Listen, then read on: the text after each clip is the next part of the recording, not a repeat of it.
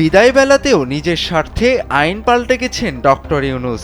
এমন চাঞ্চল্যকর তথ্য সামনে এসেছে। দীর্ঘ 18 মাস দেশ শাসনের পর ক্ষমতা ছাড়ার মাত্র 48 ঘন্টা আগেও তিনি নিজের স্বার্থে অতি গোপনে আইন পাল্টাতেও দ্বিধাবোধ করেননি।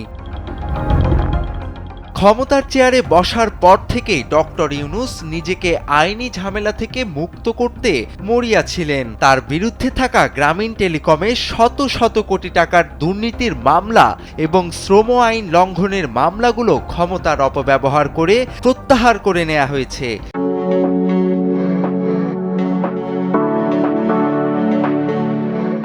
শুধু তাই নয়, গ্রামীণ কল্যাণ সহ তার বিভিন্ন প্রতিষ্ঠানের কয়েকশো কোটি টাকার ট্যাক্স এবং বিভিন্ন ব্যাংক থেকে নেয়া ঋণের সুদও মওকুফ করেছেন সরকার প্রধানের চেয়ারে বসেই। তবে এখন সবচেয়ে বড় বিতর্ক তৈরি হয়েছে মোহাম্মদ ইউনূসের বিদায়ের ঠিক আগে নেয়া একটি সিদ্ধান্ত ঘিরে। গত 10 ফেব্রুয়ারি একটি বিশেষ অধ্যাদেশ জারি করা হয়, যেখানে 2006 সালে নিরাপত্তা আইন সংশোধন করা হয়েছে। আগের আইনের নিয়ম ছিল কোনো সরকার প্রধান বা প্রধান উপদেষ্টা বিদায় নেয়ার পর সর্বোচ্চ 3 মাস এসএসএফ নিরাপত্তা পাবেন, কিন্তু ডক্টর ইউনূস কেবল নিজের স্বার্থে এই সময়সীমা বাড়িয়ে 3 মাস থেকে 12 মাসে নিয়ে গেছেন। আর সবচেয়ে আশ্চর্যের বিষয় হলো, এই সুবিধা কেবল তার নিজের জন্যই কার্যকর হবে। অন্য যে কোনো সাবেক সরকার প্রধানের ক্ষেত্রে আগের মতো 3 মাসের নিয়মই বহাল থাকবে, অর্থাৎ একই দেশে এক ব্যক্তির জন্য এক আইন আর অন্যদের জন্য সম্পূর্ণ আলাদা।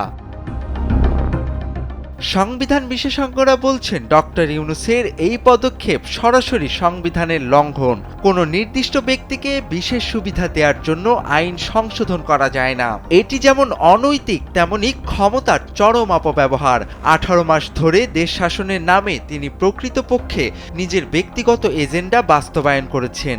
নিজের মামলার ফাইল গায়েব করা থেকে শুরু করে বিদায় বেলায় রাষ্ট্রের কোটি কোটি টাকা খরচ করে বিশেষ নিরাপত্তা নিশ্চিত করা সবই ছিল তার ব্যক্তিগত লাভের অংশ। সাধারণ মানুষের মনে এখন একটাই প্রশ্ন, পুরো জাতিকে সংস্কারের স্বপ্নে বিভোর রেখে শেষ সময় পর্যন্ত ইউনূস কি তাহলে নিজের আখের গোছাতেই ব্যস্ত ছিলেন? তোফায়েল আহমেদ, কালবেলা।